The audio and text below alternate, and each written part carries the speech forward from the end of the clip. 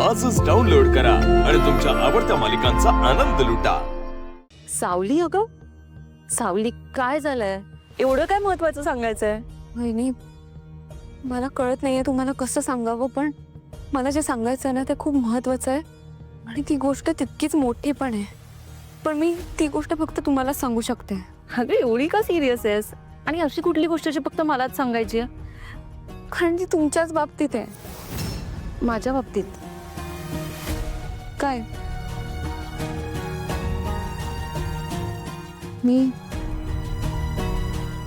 मी राजकुमार सरांना एका मुलीसोबत पाहिलं।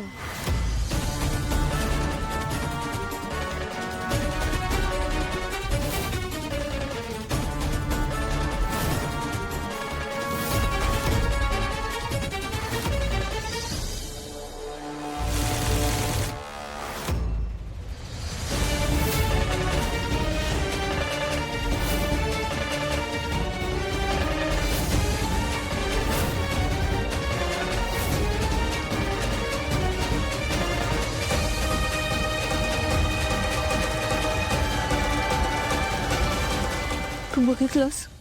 हो वहिनी, माझ्या डोळ्यांवर विश्वास बसत नव्हता।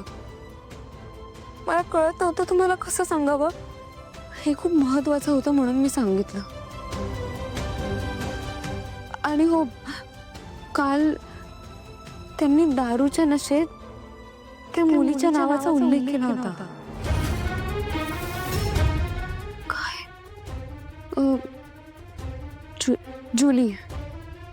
जुली शर्मा आणि राजकुमार सरांच्या हातावर। वाह वाह, व्हेरी गुड।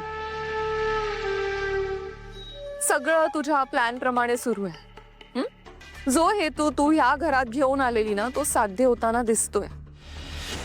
अमृता वहिनी आणि राजकुमार दादामध्ये भांडण लावायचा जो प्रयत्न आहे तो व्यवस्थित सुरू आहे तुझा। आता मॉमना पण कळलं पाहिजे ना तू काय करतेस ते। त्यांना कौतुक म्हणून तुला साडी द्यायची होती, पण आता हेही कळलं पाहिजे ना त्यांना की तू घरात काय करतेस। चल चल ऐश्वर्या मॅडम, ऐश्वर्या मॅडम।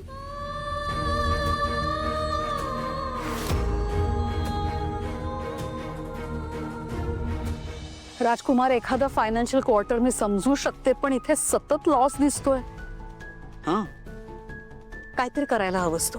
हाँ लॉस आहे, मान्यच आहे मला। म्हणजे सेल्स डाऊन आहे ना ही, आणि सेल्स डिपेंड असतं क्वालिटीवर, आणि क्वालिटी कंट्रोल सारंगकडे आहे। तू खरं म्हणजे त्याला बोलायला पाहिजे, मला नाही। पण हे डिपार्टमेंट तुझं आहे, तू प्लीज बघ।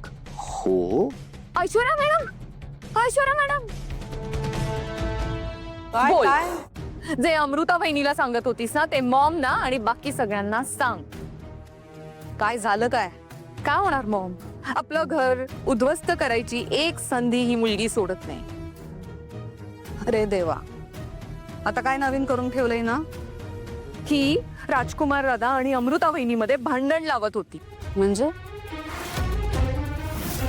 म्हणजे अमृता वहिनीचे कान भरत होती। हिचं असं म्हणणं आहे की राजकुमार दादाचं बाहेर अफेअर आहे।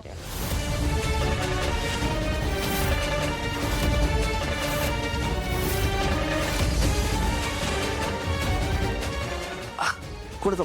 माझं? येस, अफेअर आहे माझं? आर यू मॅड और व्हॉट? ऐक एक मिनिट। तुझं कौतुक काय केलं जरासं तर तू काय डोक्यावर बसायला लागलीस? तू मला खरं खरं सांग, या घरात आल्यापासून हे घर उद्ध्वस्त करायचं तुझा प्लॅन अजूनही चालू आहे ना? आई, मी बोलतो तिच्याशी। अरे पण सावली, तुला खरंच असं वाटतं की दादाचं? सावली, ऐक ना, हे तू कशाच्या बेसवर बोलतेस? मी सांगते। तिने दादाला कोणत्या तरी बाईसोबत पाहिलं जिला दादाने वॉच गिफ्ट केली।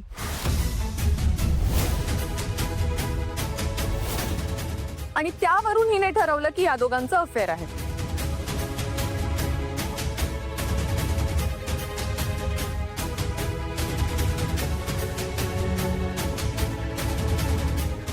ठीक आहे, एवढंच ना? एक सेकंद थांब.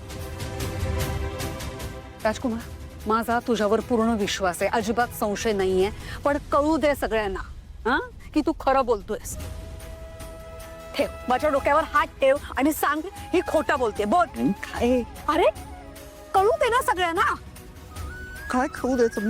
मी सांगतोय ना, माझ्यावर खरंच तुझा माझ्यावर विश्वास नाही बाबा. प्लीज समजवा आईला. मी अशा छोट्या मोठ्या गोष्टींवर ना शब्दा घेत बसणार नाही याच्या. या मुलीचा आहे केस. हा काय बघितलंस? नाही मला थांब ना, आता नको थांबवस.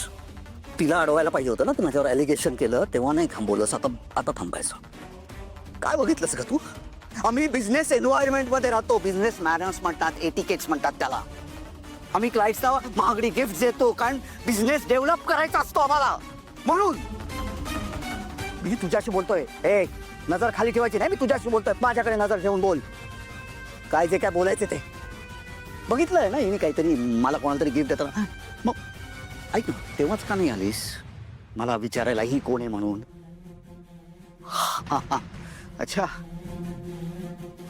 कळलं का हिला? हा तमाशा करायचा होता तुला म्हणून?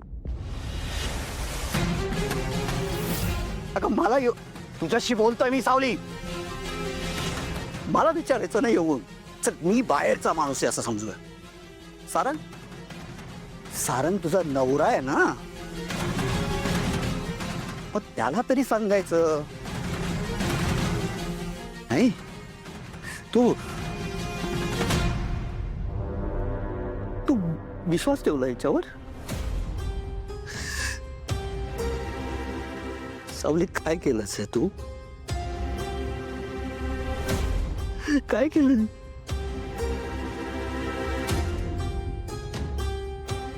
एक तर आम्हाला मूल होत नाही आणि त्यात आमचं नातं आहे असं झालं.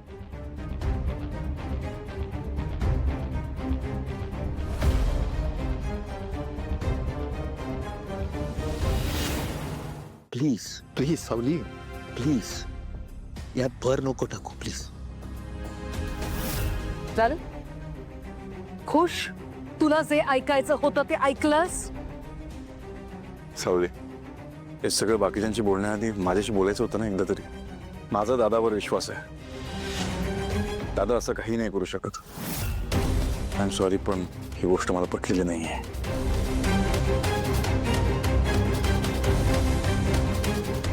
राजकुमार,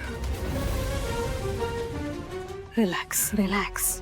मी सॉरी म्हणते हवं तर त्याच्या वतीनं. तू का सॉरी म्हणते? नको ना अमृता, रडू नकोस. तर ती मूर्ख मुलगी आहे, तिचं कुठं ऐकतेस तू?